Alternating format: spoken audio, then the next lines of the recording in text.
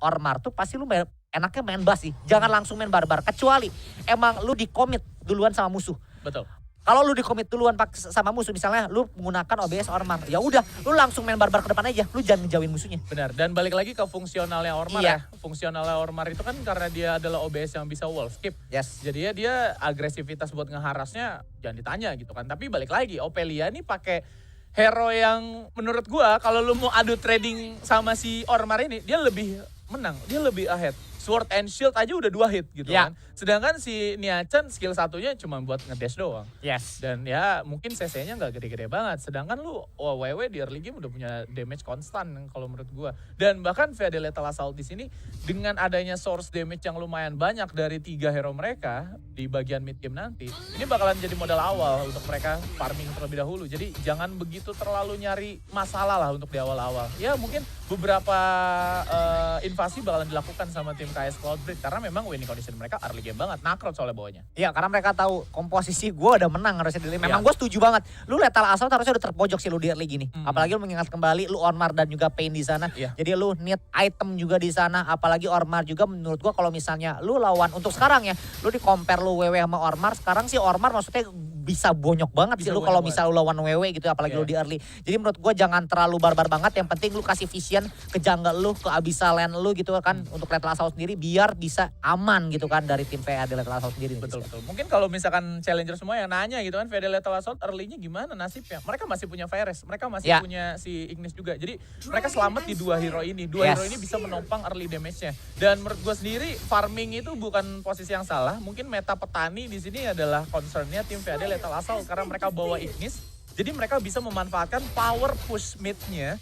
Dan Lorion itu tipikal yang clear wave-nya itu lebih lama dibandingkan Ignis. Karena Ignis itu butuh 3 skill. Sedangkan Lorion itu butuh waktu yang lumayan lama karena dia skillnya cuma 2. Dan bahkan untuk saat ini skin anime digunakan oleh seorang XQ ya. Iya betul banget, kita lihat di sini dari daerah bawahnya udah langsung di steal aja tipis-tipis, tapi berhasil juga karena memang yang tadi Fiska bilang dan gue setuju, mereka harus pakai meta petani di sini, setuju banget karena dengan komposisi lu kayak gini nggak semudah itu lu mendapatkan kill. Sekalinya kalau lu masuk lu nggak bisa outlar, apalagi lu sekalinya udah langsung engage masuk.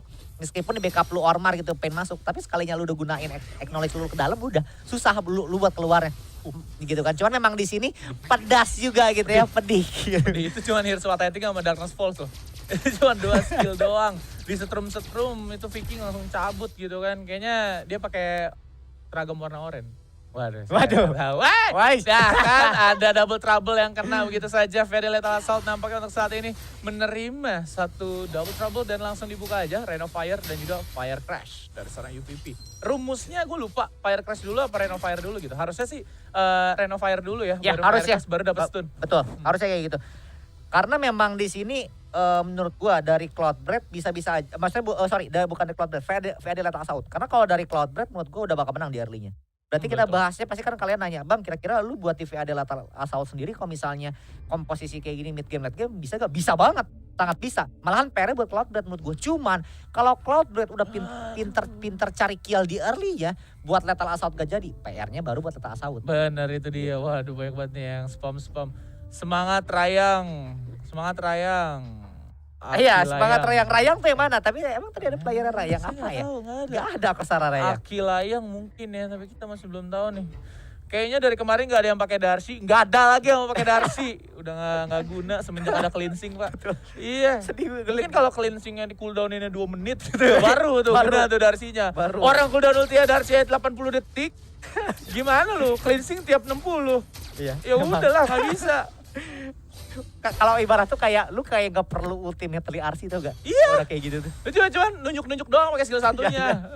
Cuma clear creep pakai cube udah. Gitu doang. Ya gimana mau guna Darcy-nya, Pak? Dia butuh di remake atau mungkin butuh di nerf cleansing cooldown-nya sama beberapa hero yang punya anti-CC gitu kan, sama Purify gitu-gitu. Baru Darcy kepake lagi. Yes. Sekarang udah susah pakai Darcy. Nah kan kalau misalkan dilihat dari beberapa fight powernya, sebetulnya kayak Cloudbreed sini early-nya masih grip banget. Dan dilihat dari XQ juga, dia ternyata di sini rune-nya nggak pakai Desperate Duel. Dia justru lebih memilih Devil's Awakening. Ketika lu ultimate, lu bakalan all in. Nah berarti udah early banget kan. Kalau orang pakai Desperate Duel di Nakro tuh biasanya dia ya main hit, main lama, main lifestyle gitu kan. Mungkin memang di sini tujuan mereka mau bener-bener ngasih impact di early kayak tadi yang tadi gue bilang. Pengen dapat kill di early tapi kita lihat bakal ada proxy flick out gitu aja karena belakang untungnya Anda masih bisa. Kayak Pade. Tahu Pade kan? Tahu. Tahu ya langsung out gitu aja. Untungnya nggak ada creep juga yang masuk. Kalau ada waduh nggak tahu. Ini pasti ada yang menanya nih. Pak De siapa? Bukan Pak De Mika, bukan. Tolong. Bukan, Pak De bukan cuman Pak De Mika aja ya. Sekarang kita tidak tahu kemana Pak De Mika. Tapi gue suka sih sama skin ini ya efeknya. Tapi ternyata langsung di all in gitu saja. Walking Tall-nya masih disimpan. Lu lihat no. Red of Fire dan juga Fire Crash ke-stun gitu aja. XU membuat beberapa decision making dari tim KS Cloudbreed agak sedikit sulit. Yang padahal saat ini mereka concernnya lebih menuju ke initiating fight aja. Ketika mereka contest fight. Nah apa yang perlu dilakukan sama KS Cloudbreed saat ini adalah mirroring. Ini nih nggak bisa di mirror kalau kayak gini dong.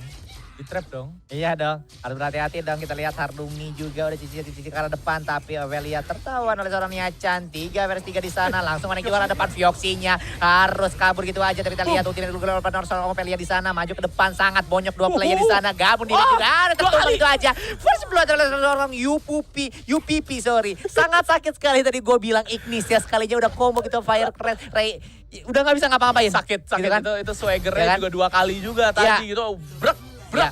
2 kali kena stun, kena petir atasnya langsung lalu. Kena stun begitu aja di follow up sama Fire Crash dan juga Reno Fire kena stun lagi. Dan akhirnya sisi yang dimiliki sama Cloudbreak di sini udah mulai minim. Kenapa? Karena Starry Night di awal-awalnya tadi udah dibuang Pak. Jadi mereka udah nggak bisa follow up lagi dan bahkan Result of Submission-nya digunakan untuk follow up saja, bukan untuk inisiasi. Jadi mereka kehilangan momentum di sana untuk mendapatkan keuntungan dan untuk saat ini guys Cloudbreak mau nggak mau mereka harus mengalah menuju ke bagian Dark Slayer terlebih dahulu. Ya betul banget karena memang di sini Cloudbreak juga meskipun mereka menang di early tapi mereka nggak mau menyanyiakan manfaat yang lain ya. Maksudnya mereka pengen memanfaatkan yang lain dengan sebaik-baiknya. Baik itu DS-nya, balik lagi ke pencet mungkin ya. Untungnya masih bisa balik lagi skillnya ya.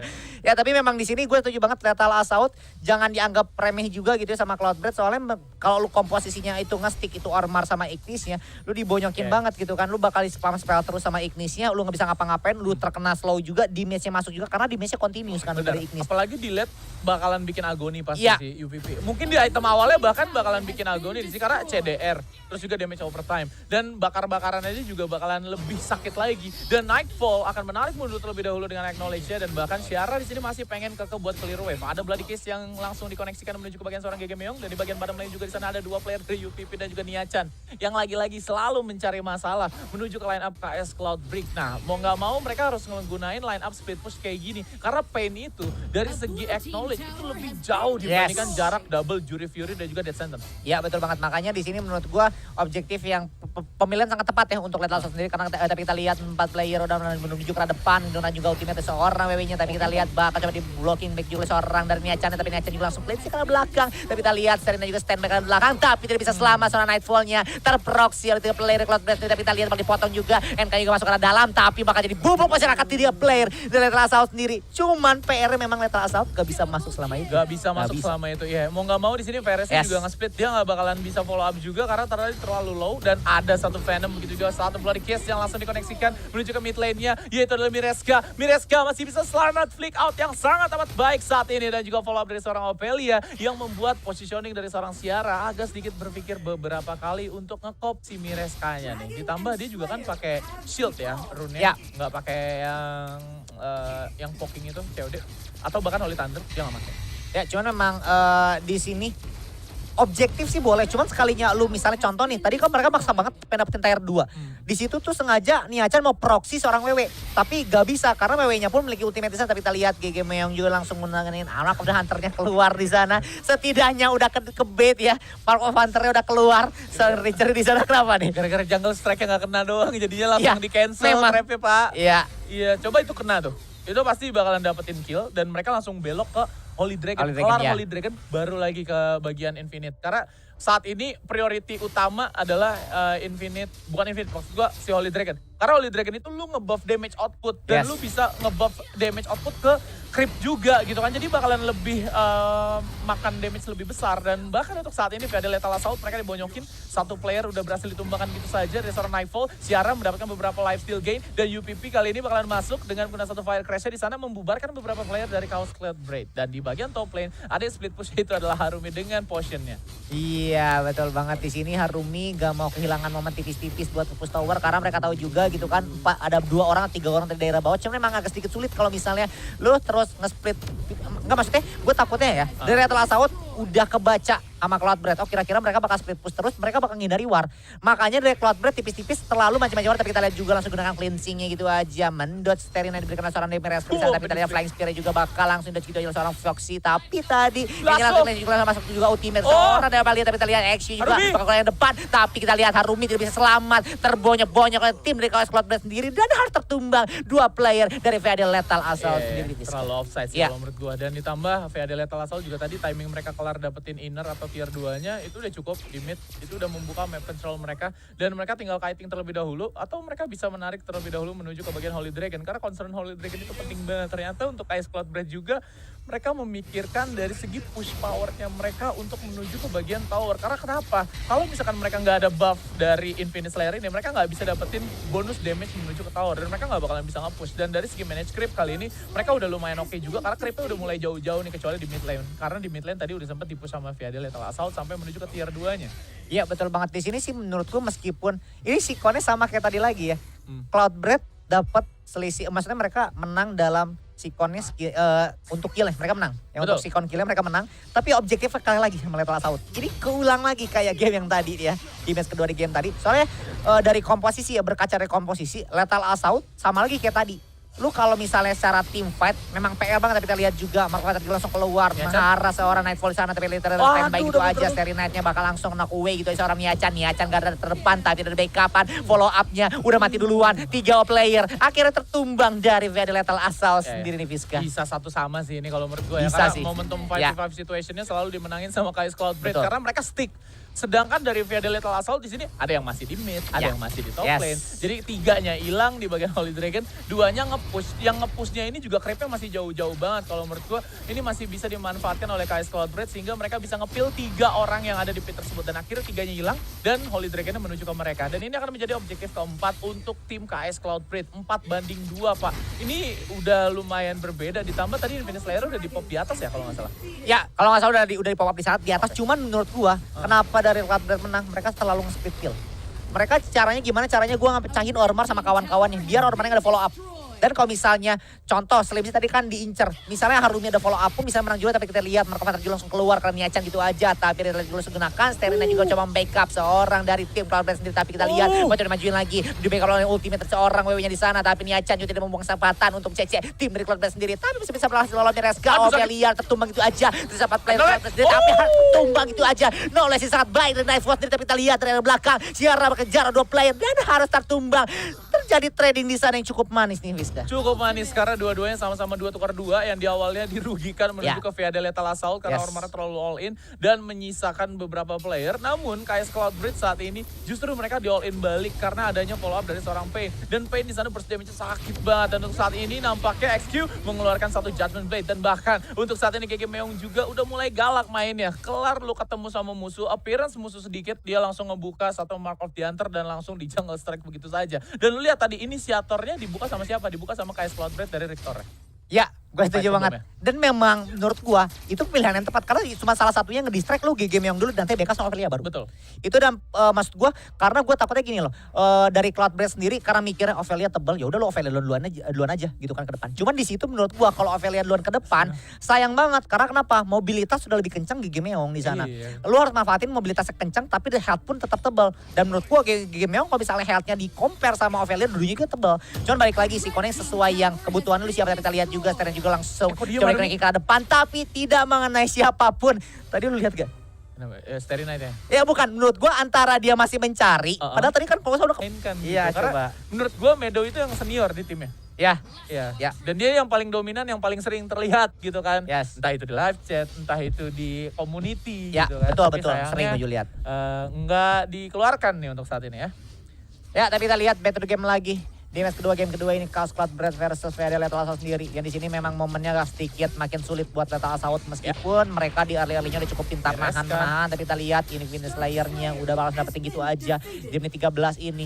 Dan tinggal nunggu titik kemenangannya lagi. Tapi kita lihat Richard udah langsung ke depan. Udah. Tapi kita lihat standby juga Serenity ke depan. Tidak Wah. siapapun tapi bakal dipakai ini aja ke dalam. Tapi menang ultimate gitu aja. Tapi kita lihat Lindsay Plus menggunakan seorang dari orang di sana. Tapi kita lihat ada ke depan lagi. Ada tertumbang sama Velia udah bisa menahan damage yang diberikan dari tim VD sendiri. Tapi 3 player ada tumbang dari Cloudbread sendiri. Titik balik dari tim VD Lethal Assault sendiri. Bisa menahan damage yang diberikan dari tim KS Cloudbread. Dan ini titik baliknya Fiska dari tim VAD Lethal Assault. Lu lihat gak sih tadi Niachan 4 orang dia tahan sendiri. Iya tadi gua lihat. Pakai walking tall, pakai swagger itu bener-bener 4-4-nya doi tahan. Sampai dia juga bisa ngedamage beberapa player hilang 2 bar. Dan acknowledge out dari seorang Nightfall. Dan mereka nampaknya bakalan langsung melakukan upaya N menuju ke bagian Nexus itu sendiri. Fioxy mencoba untuk melakukan upaya Dev. Multi-shotnya menuju ke bagian minion dan juga hero-heronya UPP harus cabut. Kalau enggak dia bakalan tumbang. Dan akan menjadi target yang selanjutnya atau tidak dari seorang Harumi. Tapi bagusnya Harumi udah gak nge-lag lagi jadi masih bisa pulang. Iya betul tadi kata Ormar ya tadi. Ormarnya muter-muter karena lu balik gak berdua. Iya. Gue udah iniin badan.